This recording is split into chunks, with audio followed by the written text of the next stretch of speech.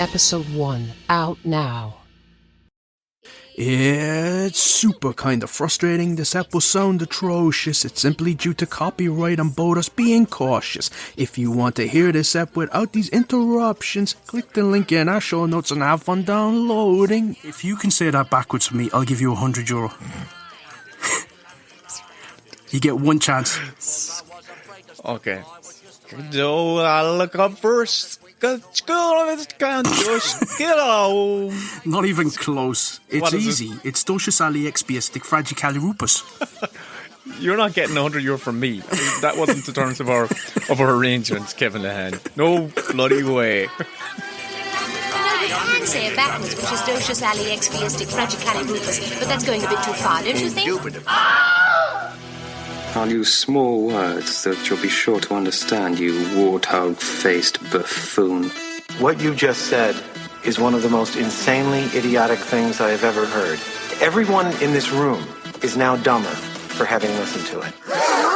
What did you say? You are a sad, strange little man. Don't call me stupid.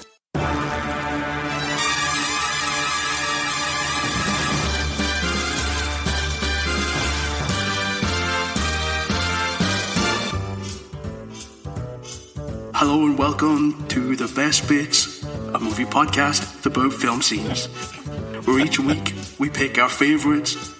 I'm your co-host and I cannot sing. Say hallelujah, come on, get at me. Brilliant, well done. Oh. This is Kevin, a screenwriter of 1 and a bit films, 3 and a bit episodes of TV, and hundreds of deleted tweets. And I'm joined by my co-host Will, a screenwriter of 3 films, a Christmas special, and the upcoming adaptation of Ryan Andrews' graphic novel, This Was Our Pact. Oh my God. Oh, is that me? Oh, that's been announced. Oh my God. Kevin, thank you so much. Congrats, Will. Well, look, I'm delighted that something's gotten announced, but it's a beautiful graphic novel. And yeah, I'm just really lucky to be kind of a part of that team. Yeah. So, people are going to be joining us, we presume, Will, each week. Somebody new might be diving into the podcast, and we have to sort of like catch them up and give them a sort of a sense of what the podcast is about. So take it away. All right. Okay. So basically what this show is about is that we have a big wheel with from action scene to zombie scene. At the end of each episode, we spin the wheel and one of us gets a topic, and the next week we have to come back with our best bit from that particular topic. So for tonight's topic, Kevin, you got best musical number. So how did you get on? Fantastic. I can't wait to get into it.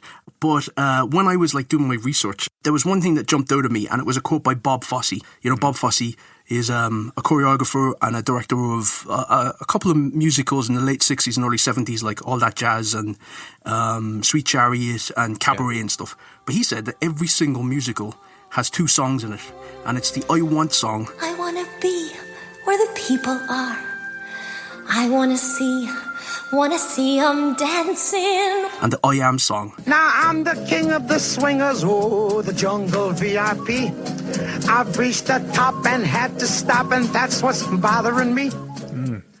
And I thought that seeing as this is a whole musical episode, that we could kick it off with the other song that precedes that, and that's the scene-setting song. It's also called like the Peasants on the Green or the Status Quo song, but it's a song that establishes the world, tells you where the story is going to be set, and sort of gets you up to speed on the type of music that's going to be in this musical. And I thought what I would do for this episode is I would pepper the whole episode with about 5 different musicals, which are my favourite 5 musicals. And my big number, my show-stopping sort of best bit will come from one of these 5. I love it. But to kick us off, the first one of these musicals is Little Shop of Horrors. It's the 1987 Frank Oz film about the killer plant that is growing and growing based on the blood and the flesh that it needs to be fed by Rick Moranis. And the song that's going to kick off this episode is the scene-setting song called Skid Row.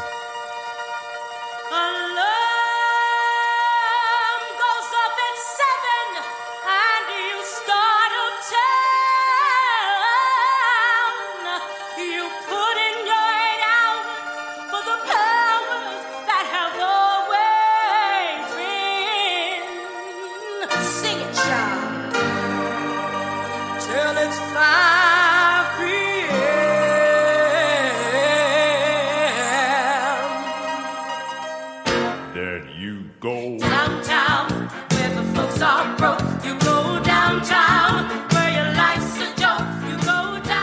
Kevin, that's really cool. That's really cool. I've never seen this version of Little Shop of Horrors. Yeah, so what I'm hoping out of sort of picking up my 5 is that people have an aversion to the musical genre, and I think it's a little bit like music. It's like, you can't say that you dislike music because you don't like opera, for instance. It's all taste, and for me, the musicals that I love are the ones that have got like downtown sort of rhythm and blues or rock and roll or Motown, and that Little Shop of Horrors is like all Motown music, and it's also a comedy, so it's one of those things that just sort of appeals to me. It's funny, it's dark, and it's one of the unusual ones in that it's based on a musical adaptation of a Roger Corman film, which is the Jack Nicholson debut in a film that was shot in 2 days on Roger Corman's studio on existing sets, and it's a terrible, terrible film, but it spawned that musical, and for me, Little Shop of Horrors is fantastic, and if you don't like musicals, give that one a go, because I think you'll come away from it, if not sort of like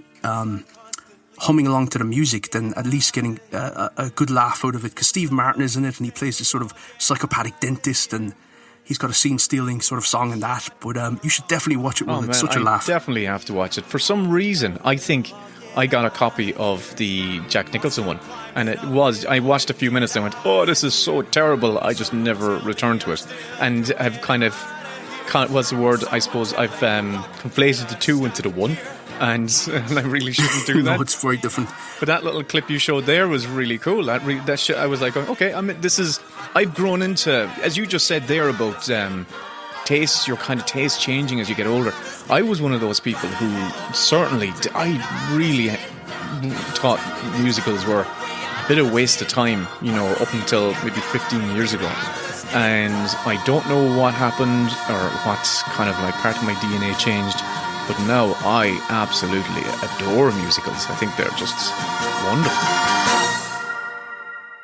I was so excited to talk about this episode because I can't write without listening to music, and I have to create these playlists where I can zero in on a type of vibe or an emotion. And I listened to Chateau by Rob Duggan 365 times. 365.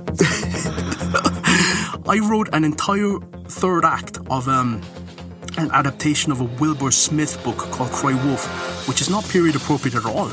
But that music just got me so pumped up and so fired up. And I don't know, what's it like for you? Do you write to music, or do you need silence, or how does it work? I have to write the music now to be able to. It allows a part of my brain to quieten down and focus, the chattery part of my brain. But if there's any song comes on the playlist with any sort of lyrics, then it just grinds me to a halt.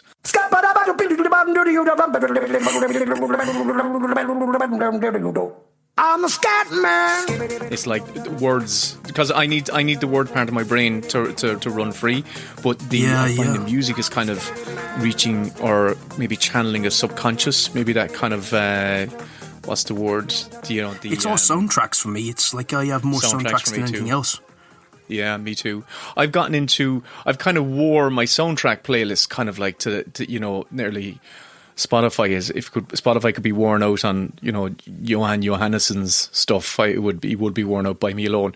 But I found myself just getting into Raporo. He was fantastic. But I found myself kind of getting into random ambient stuff. There's some YouTube videos where they've just slowed down, created like an ambient of a movie. I remember somebody slowed down the Jurassic Park theme, and it was just such a chill sort of. But yeah, for me, I love that stuff as well. Kevin, I've got a trivia thing that we're talking about slowing stuff down, as it just popped into my head that Hans Zimmer, he made the music for the most recent Man of Steel movie, and it's a score that I actually go back to. I really like that score. But do you know how he created that score? He slowed down John Williams' original Superman theme. And there's a brilliant... Really? Yeah, it's the original da da da da da da da, but it's all like da da, and it's like each note just elongates, almost to infinity. The Superman score is just, it gives me goosebumps every time I hear it, and that's my favourite film. It's like, I know it's a bit naff and cheesy these days, but it's my first love, and I don't think you ever sort of escape your first love. But yeah, no. as we're talking about this music, I'm remembering that the thing that I was most nervous about when Grabbers was getting made was what the music was going to sound like, and I was hoping and praying that even the effects didn't matter as much as whether I would like the music to the film. And still, through all my experiences in the film industry, the highlight for me was going to Air Studios to see Christian Henson recording with a full orchestra the score to Grabbers. And I was so relieved that I loved the music, and I still think it's my favourite thing of the whole film. And it was like a goosebump moment for me just to sit there and watch people translate something that I came up with in my bedroom when I was like 25 and turn it into this big celebratory Irish monster movie with all this sort of heart behind it. I just loved it. Did you hear the score beforehand, before you heard it live, or were you aware of it when you know what I mean, before you went to the recording? Did you know what it was going to be? I think I'd heard a theme, a sort of a demo theme, and it was just sort of what would be over the opening credits. But to go to the actual Air Studios, where they've recorded the Beatles and stuff like that, to sit there and what blew my mind was there's a little observation bench, sort of an alcove that you can sit on, and on the other side of the screen you've got the orchestra and you can watch them recording. But it was blowing my mind that it felt like somebody was just pressing play on a CD and these people were just miming to it, because it was so perfect sounding. Wow. But no, it was overwhelming, I'll put it that way, because the music sounded so beautiful and heartfelt and very Irish, and so that was like a treasured memory for me.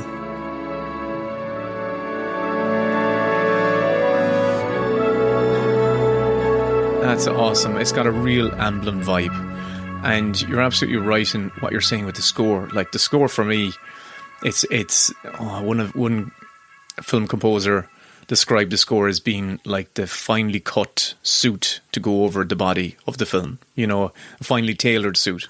I like some bad movies because I love the score so much, and there are films that are technically spectacular, but the music just grates on me and I cannot connect to the film. And I don't know what it is about music, but it seems to be some sort of magical thing that one person's melody is another person's cacophony. And you can't really, say, listen to this album, you're going to love it.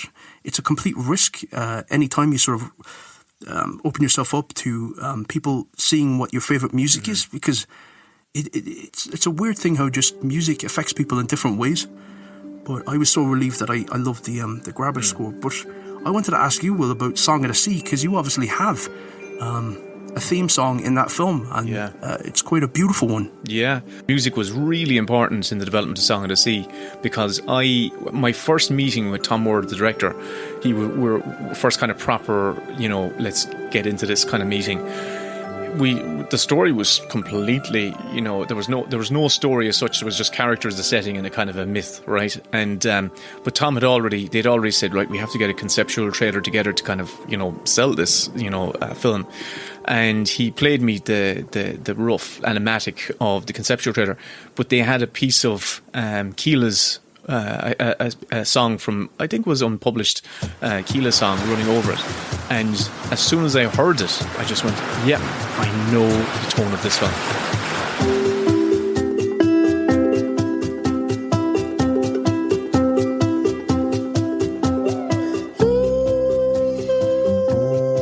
I absolutely knew from that moment, and that tone stayed consistent through all of the crazy drafts that we had, and where we felt like we were losing the story and never really had it. We always knew what the tone of the film would be.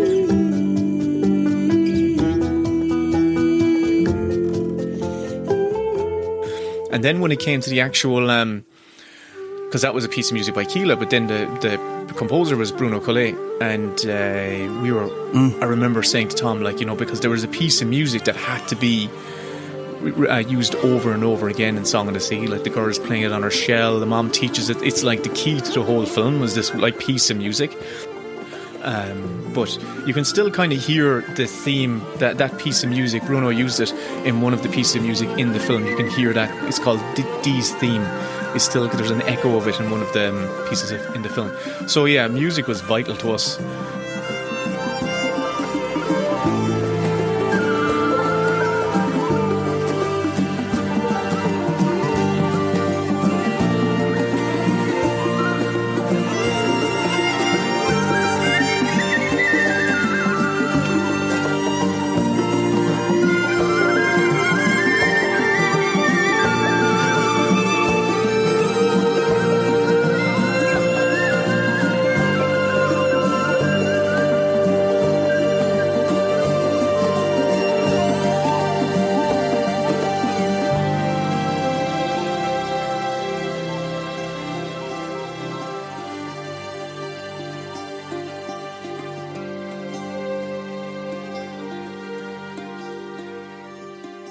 So, like, when it comes to the musicals, there's two types of them. There's music films and there are musicals.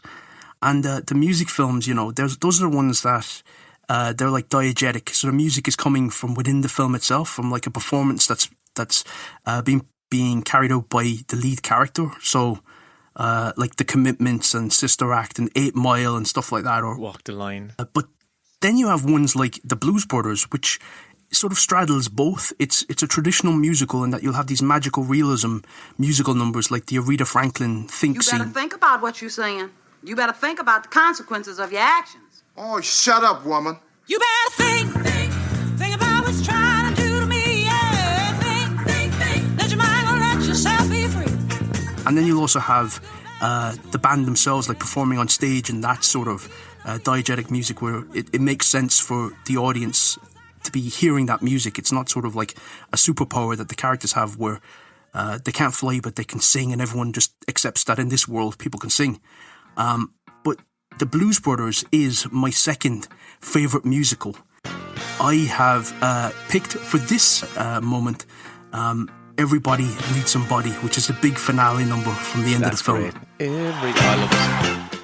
I love it too, Will. This is me, back again from the future, talking over the music like a 90s radio DJ. I used to hate that. I was trying to tape the song. I was trying to steal it. And it's like a concert movie. It is, yeah. It's a concert film. But it's directed by John Landis, you know, in 1980, and it was based on an SNL skit by Dan Aykroyd and John Belushi. And they just love that type of music. So it's a little bit like a jukebox musical in that they'll bring out sort of old classics and bring out old musical stars and celebrate all them.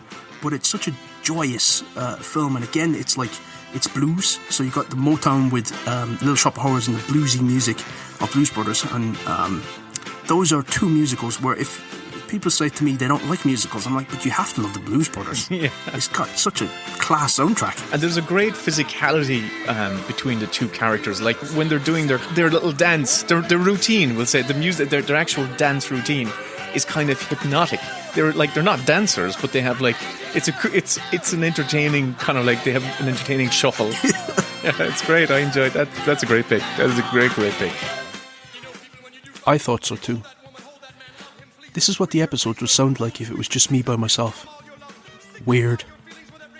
Rambling. Oh, my DJ name. Call me DJ Langer. But that film has it all. You know, car chases, John Candy cameos, Steven Spielberg cameos. It's got Nazis getting smashed in the head. It has it all. Carrie Fisher. With a bazooka. Yes. But I love it. So my number 2 favourite musical is The Blues Brothers. Brilliant. I can understand why people would have an aversion to musicals, because I felt for this one that you couldn't pay me enough to watch it. You'd have to strike me. And that was Lin-Manuel, how do you say his name? Lin-Manuel Miranda. Lin-Manuel Miranda. Let me try that again. And it's Lin-Manuel Miranda's... Lin-Manuel. Sorry, I spoke over you. Say it again. So it's Hamilton. Ladies and gentlemen, welcome to the show.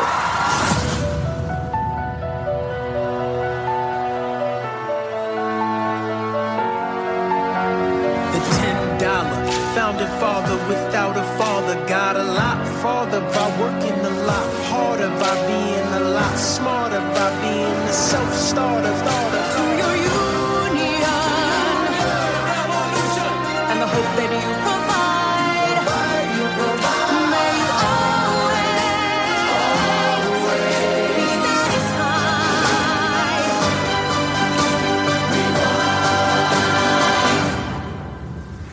This is Hamilton.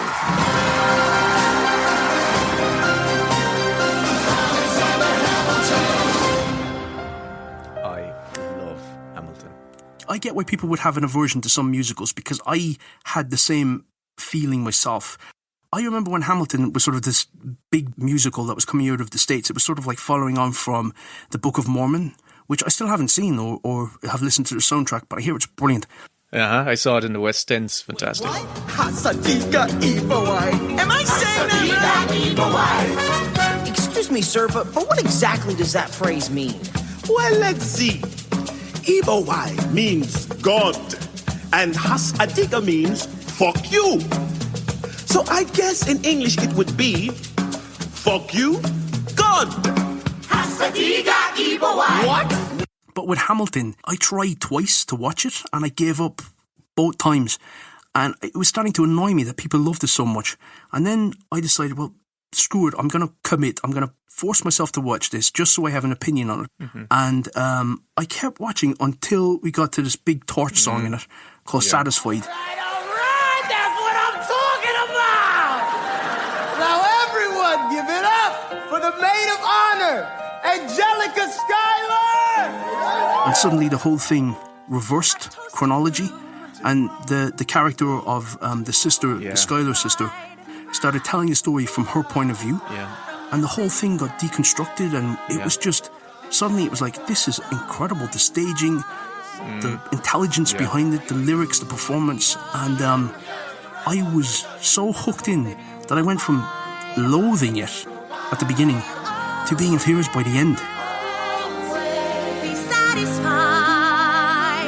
And I was the same as you. I just heard about this thing called Hamilton. I had no idea what it was about, or I didn't know what to expect. I hadn't even listened to the soundtrack in advance, and we decided on the night of the US presidential election in November, we said, okay, we're going to watch something. I said, let's do this Hamilton thing, and we put it on, and the 3 hours just flew by.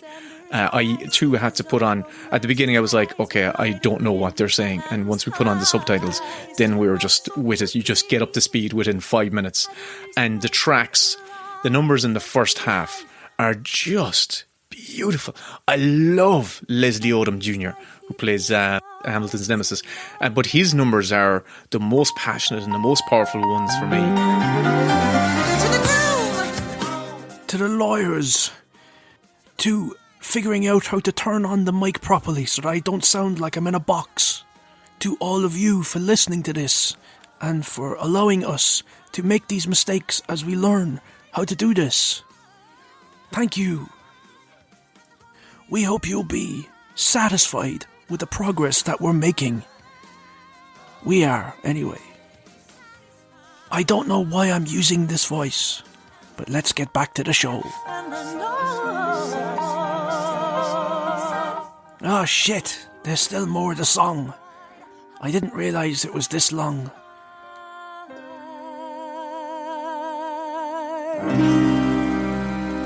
Who knows if they'll ever make an actual film of it, but I thought we had to mention it just because it's the last musical that really just blew my socks off.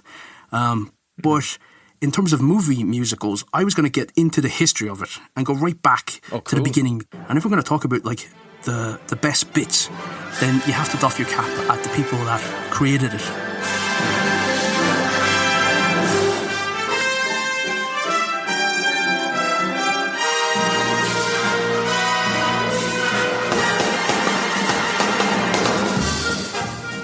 So the movie musicals, they begin with the invention of sound.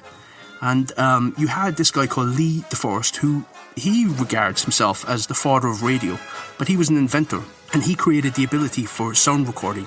And in the 20s, Warner Brothers were in a bit of a pickle. Yeah. They were, running out of money, and they were having flop after flop after flop, and they needed some way to hook the audience in.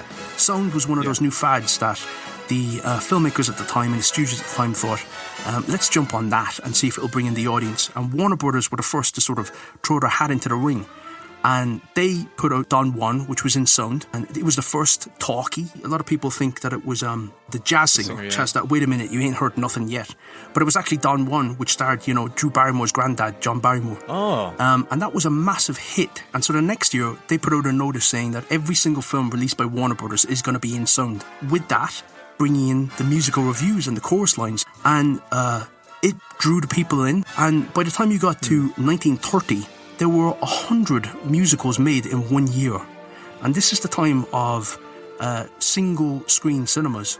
and the studios owning the actual cinemas. So you had 2 musicals a week being released, and you couldn't really see anything else. And that sort of burned out the audience. So by the next year, by 1931, there was 14 musicals released. Whoa, that's some disparity. It was, but the audience just got completely sick of them. And of course, it didn't help then as well that the Great Depression came in. People were staying home and listening to music that was on the radio for free. But, you know, at that stage, Hollywood fully committed. They were into sound at least. Wow. And the musicals would ebb and flow. But it wasn't until Busby Berkeley that the musicals sort of had another resurgence. And Busby Berkeley is one of those people that when you talk about the musicals, you have to sort of mention him, because he took the musicals away from being like stage performances and into actual theatrical experiences, where he decided that the one thing you need to do for a movie that's different to what had come before was move the camera. And he brought in, you know, all those sort of like interesting new perspectives that you couldn't get from like a Broadway show, where he would have like the camera passing under the legs of the chorus line girls, and or you'd have it overhead, and you'd have like you know, like synchronized swimmers sort of splashing about, and these were sort of jaw-dropping sort of spectacles. And that was his great sort of like addition to the musical, was that you've got the songs, you've got the dancing, but now you've got the visuals to go on along with it. And so Busby Berkeley was someone that had revolutionised the genre behind the scenes. But then in front of the screens, you had Fred Astaire. And Fred Astaire was the guy who sort of popularised the musical and became one of the stars of the whole genre. You know, he teamed up with Ginger Rogers, and they had the whole run of films in the 30s and what have you. But the musical sort of like continued on in that vein. They were star vehicles, and you'd have these song and dance numbers that felt very tangential. For some reason, you know, for any reason at all, you'd have like Gene Kelly just dancing with Tom and Jerry. And those would be spectacular, sort of like fantastical scenes, but they wouldn't really be tied into the plot. And it wasn't until Rodgers and Hammerstein that the musical took on a whole other evolution, and they really established what the musicals are to this day. And that was the book musical. And what they did that was different to everyone else, you know, you had, as I say, you had Busby Berkeley bringing in that musicals needed to be visual, and it needed to be all about the staging, and you couldn't just film people dancing on a stage. You had to sort of get in there and dance with them. They decided that they were going to reverse it, and it wasn't going to be music and lyrics, it was going to be lyrics and music, and that every single song was going to be story driven, and that if you remove the song from the film wouldn't work. And that sort of transformed what the musicals were, and suddenly they were storytelling. And so when Bob Fosse says that musicals have 2 types of song, the I am and the I want song, those were all sort of embedded into the story aspect of what songwriting should be with musicals. This was a whole new spin on it. And regardless of the genres that have come afterwards, even if they're quite avant-garde, that was really the golden age of musicals. Wow.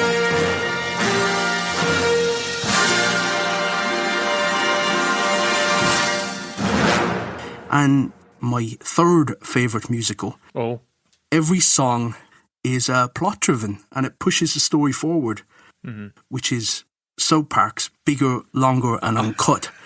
I love that. That's a great film.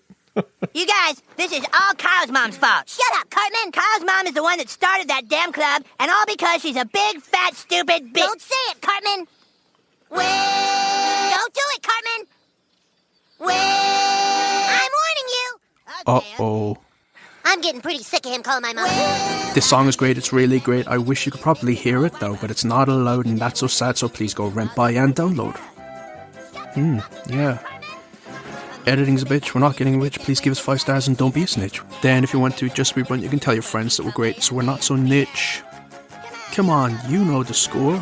Well, not really, because I keep interrupting it. Sorry about that. You know, I could just like cut this out, but I actually like listening to it. So, here we go. I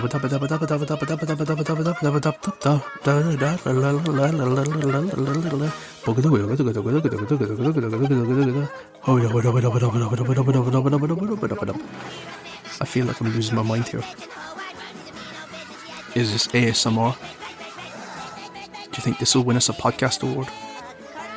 Do they give out podcasting awards? Okay, song is wrapping up. We can get back to the episode. And back to me, sounding like I'm in a box. Enjoy the rest of the show, and thanks for listening. Still. Oh. They're geniuses. So Kyle's mom's a bitch. I remember seeing this in the cinema when it came out. Maybe it came out around 1999 it came out. Oh yeah, it was 1999. Okay. And it was a Saturday night audience. It was a packed house. And it was a glorious experience of everyone just being in convulsions of laughter and that sense of communal hysteria. And they are parodying all those MGM classic movies. They're adhering to the formula that was established by Rodgers and Hammerstein, and they're obviously huge fans of them because they went on to do it again and again, like with even putting on their own smash hit Broadway musical. But that is a fantastic, fantastic pick. They're geniuses. Like Trey Parker and Matt Stone are absolute, stone cold geniuses. So, like, if you're saying to me you don't like musicals, what? I've mentioned 3 now so far. Fuck. So the golden age of the MGM musicals, they ran up until 1958, and it was like Gigi is considered as the last sort of golden age musical. And after that, you got into the deconstruction of them with the Bob Fosse era, where the musicals were a lot more avant-garde and they were darker, and it wasn't so much like lavish productions as it was flash mobs that would take place in real environments. So like Cabaret and Sweet Chariot, they're brilliant big dance numbers and sequences in that, but they're in natural spaces with natural lighting. But while all that was going on, you had Walt Disney, obviously, who still had a team and a company in-house that was creating their own music. MGM had wrapped up their side of that. Arthur Freed's unit was gone. And in the 60s, it became about outsourcing the musical and taking them from Broadway and doing adaptations of them. But having the songwriters in-house writing new music for stars to perform, that was over, aside from Disney. And my fourth favourite musical, and it's a Disney musical, it's Walt Disney's favourite piece of music from all of his films, is the one that I'm going to play for you now, and it's from Mary Poppins, which is my fourth favourite musical. And it's Feed the Birds, and it's the rare ballad that I love. Feed the birds. Jesus. It's an absolute sin to interrupt this song. But, yeah. Oh, well. God. I got really emotional when I was doing this episode, doing this section. I was actually getting choked up. I don't know if you can hear it because I sound like I'm in the box. Oh, it's a lovely one. So, Feed the Birds sums up that whole film because Mary Poppins comes not as, is famously known at this stage to nanny the children so much as to rescue the dad and to open his eyes to what he's missing. And, they did that movie with Saving Mr. Banks and Feed the Birds is sort of the moral of the whole movie. The most important thing to do and to contribute is kindness. Oh, that's lovely. And to sort of pay attention to the little things in life and to feed the birds. Listen, she's calling to you.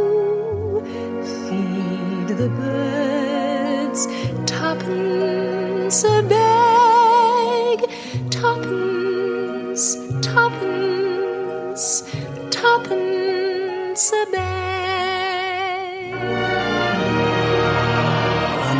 And you get to the end of the film and it's Mr. Banks singing Let's Fly a Kite. And it's a fun musical, and it's full of comedy, and it's got lots of magic and what have you. But it always tugs at my heartstrings when he's singing Let's Fly a Kite and he's skipping off with his kids. It's beautiful. Oh, let's go fly a kite up to the highest height. Let's go fly a kite and send it soaring up through the atmosphere, up where the air is clear. Oh, it's great performances, the whole lot there. Like everyone in it is just like there's a good performance from everyone in that film. Let's go fly a kite, blah blah blah blah blah. Oh, No, does this count as stealing copyright? But who'd want to hear me sing? Sing. Oh, such a beautiful film.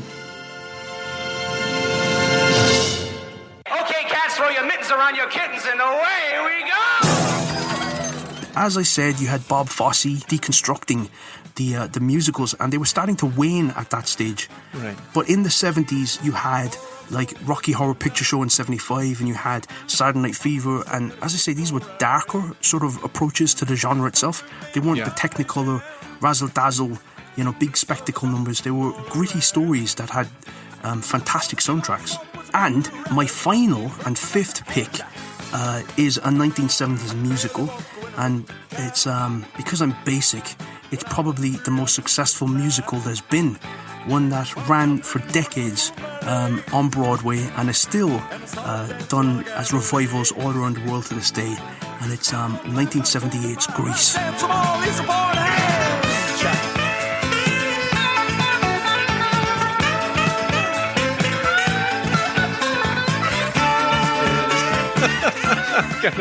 Kevin, I have never watched Grease from the start to finish. Oh, you're joking me. No.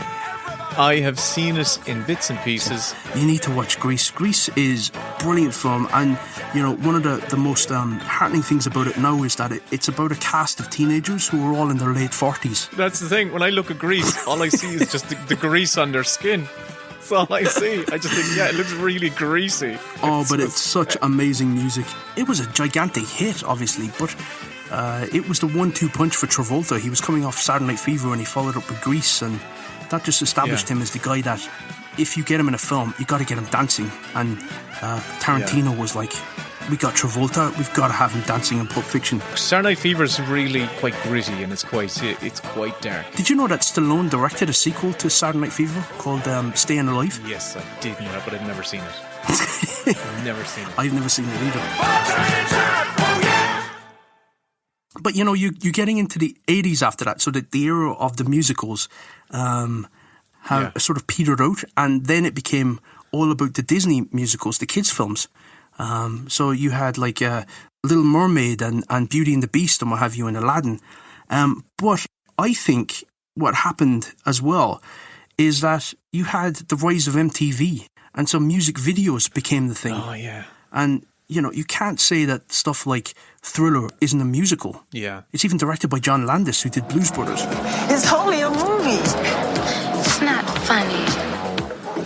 You were scared, weren't you? I wasn't that scared. I have a bit of trivia that I want to drop in there, and Michael Jackson's Moonwalk is directly inspired, if not directly cogged, from Bob Fosse in The Little Prince. There's been animated adaptations of it, but Bob Fosse plays a snake. It's like out in the desert, and you can clearly see him doing a version of the Moonwalk. Fred Astaire was a massive fan of Michael Jackson. He regarded him to be the best dancer to follow in his footsteps. He said that he danced angry like himself, and he was glad to live long enough to see his predecessor. Wow. So he was a huge fan of Michael Jackson. Michael Jackson obviously did his own musicals. He did. He was in The Wiz with Diana Ross. The music by Quincy Jones. But in the era of MTV, what you had then, with the sort of the fallow period for the musicals themselves, you had Victor Victoria, and you had certain sort of Broadway adaptations like that. But you had this glut of music tie-ins. So from the 80s to the 90s, every major release by Hollywood had a big song that tied into the film and sold bucket loads of soundtracks. Wow, of course. When you think of the 80s, there's not a film that you can think of that didn't have like a tie-in song. Yeah. You even had ones that were like Back to the Future, Ghostbusters. Yeah. Those are the ones where it's like they're directly written for the film. Like you get 9 to 5 by Dolly Parton and Here's Johnny by DeBarge. But every film had them. Like Top Gun had two. It had like Danger Zone, and it had Take My Breath Away. But in that era, of the 80s and 90s, you couldn't, as I say, get a film into the cinema without having that tie-in song. Some of the songs were like so far removed from my own taste that I wouldn't actually see the film because of it.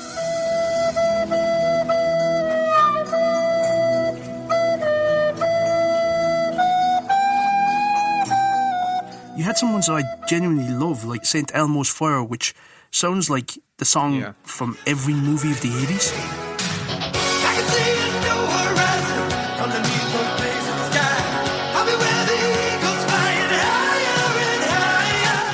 And then in the 90s, you had like all the Tarantino films that were coming out with their soundtracks and Trainspotting and movies that were sort of sold on their music. Right. But as MTV started to fade away and we got into the early 2000s, the actual tie-in theme song started to fade away as well. And then you had sort of the next evolution of the musical, which was the jukebox musical, where it was original music and they would sort of fashion a story out of that catalogue of songs. The first one that was sort of a major hit of that era was Mamma Mia in 1999. The stage adaptation of that became a smash hit, and it's all the music of ABBA. They did 2 film adaptations of that, but that sort of kicked off this whole new craze. You then had Moulin Rouge, and you had Across the Universe.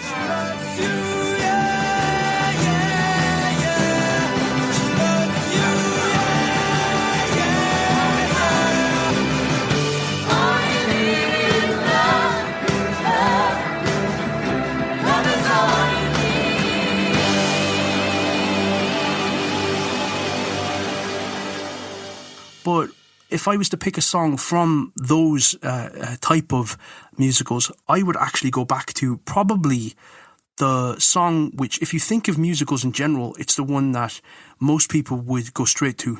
And not many people know it, but it's a cover version that was done by Judy Garland in 1940 in a musical called Little Nellie Kelly.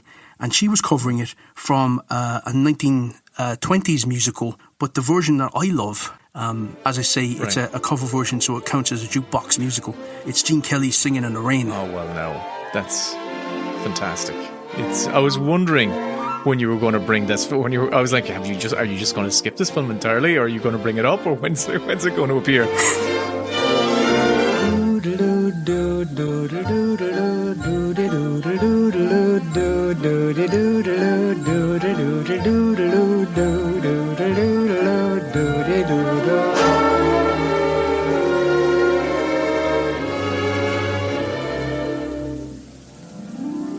I'm singing in the rain, just singing in the rain. Oh, we have to discuss Singing in the Rain. If you weren't going to bring it up, I was going to bring it up. What I now appreciate about musical numbers is that they seem to capture emotion. Well, it was Bob Fosse again, that great scholar, that said, when a character can't express their emotions through dialogue, they have to burst into song.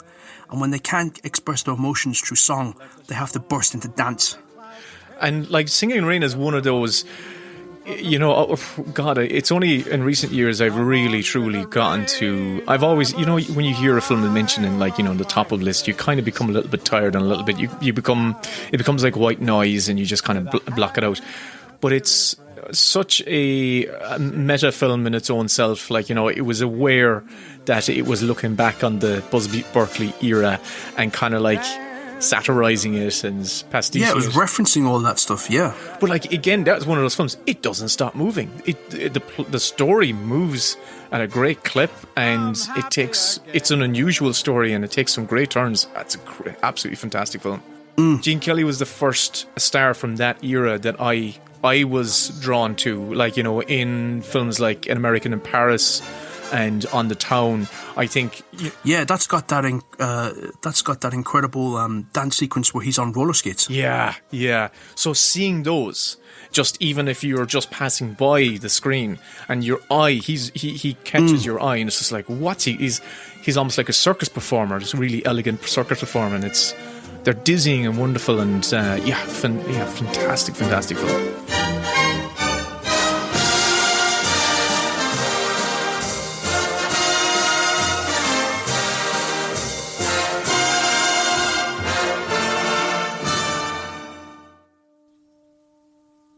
Do de do do do de do de do do de do de do de do do. No, I'm just taking the piss. No, I'm just ruining it out of frustration. But how could you not just luxuriate in that spectacular music. I say spectacular way too much in this podcast. Terrific music. Wait till Will hears this. I don't know what he's going to think. So, Will, that is a good summation, I think, of my love of a specific kind of musical. I've mentioned my 5 favourite musical films, and my big pick is from one of those 5. Yeah. But before I get into it and have it play us out, I was going to spin the wheel for you for next week. Hello. That sounds amazing. It sounds different. I'm here catching me by surprise. I'm here going, my pants are down, but I'm going to pull them up. Pull them up. Great. I'm pulling them up. Kevin, please, please, let's get this done. And nervous as heck. But before I spin the wheel, where can people find you? People can find me on Twitter under Willum's Film, WILLUMS FILLUM. And Kevin, where can people find you? They can also find me on Twitter at Kevin Lehane. And as I say each episode, we also have a podcast Twitter, which is Best Bits Pod. And you can find both of our handles on there. And you'll have the wheel from this episode, which I'm just about to spin right now and screen record. But here we go, Will. I'm spinning. Oh my God.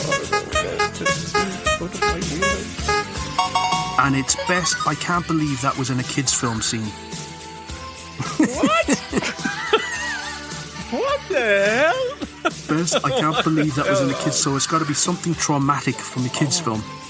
God. Before you start letting your mind spin off that, I have to tell you what my best bit is in terms of musicals. Oh, what is it? And I went with the song that if it came on at a wedding, I don't care who you were, I don't care what age you were, you're getting dragged up onto the dance floor and giving your auntie a twirl. And if you're not doing that, the music is calling to itself. Oh, wow. And it's the one that I think, if it doesn't spark joy within you, then there's something wrong with you. Yeah. But also, it's the one that that I think people have as many memories of outside of the film as watching the film, and it was a number 1 all over the world. Okay. And it's You're the One That I Want. Oh yeah, my God. Yeah, we've all been on the floor. Tell me about it, stud. Sandy. Brilliant. Tell me about it, stud. Ba-da-bum, bum, bum, bum, ba-da-bum, bum, bum, bum, ba-da-bum, bum, bum. I am bored, and this is annoying. But what can I do? I have got to comply with copyright.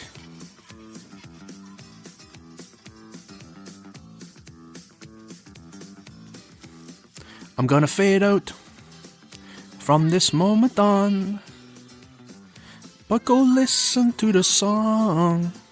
I'm gonna fade out, and I'm gonna say, please go download this film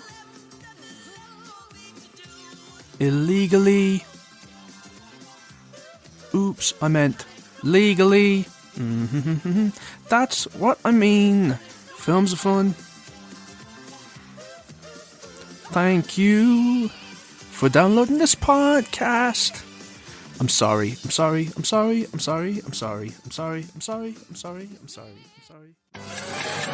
Best Bits podcast is produced by Will and Kevin. All audio clips and music heard in this episode is the intellectual property of the respective copyright holders, and no infringement is intended. If you enjoyed this episode, please like, share, subscribe, rate, review, all that good stuff. If you have any notes, comments, scene suggestions, or just want to get in touch with us, email us at bestbitspodcast@gmail.com. And here is a clip from the lads' latest Mini Bits bonus show. The full episode, plus 80 more, are available on their Patreon. See ya, Mossy. I gotta go in and record another one of these fucking mini bits. Oh, yes, this is all it is. I know.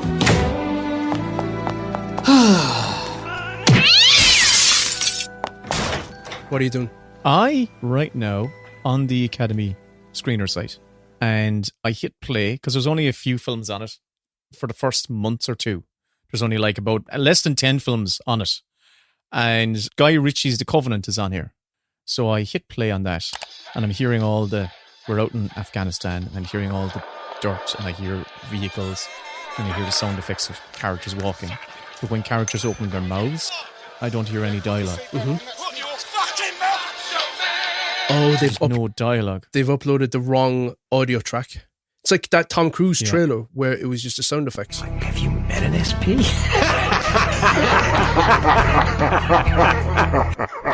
Yeah, and this film's been up on the Screener site for a few weeks now, and they still have the wrong one here. Well, I tell you what films are actually up there for all Academy members to see, and they see what they've put up there. But first of all, let's just throw to our theme. And I have to say, the feedback from my thank you ballad it was quite fierce. The power of Christ compels you. So I asked Mossy, who is a friend of my dad's at the quiz, sing us a theme tune. Oh. So over to Mossy. Hit the cards. I'm fine, I'll get it done in one take.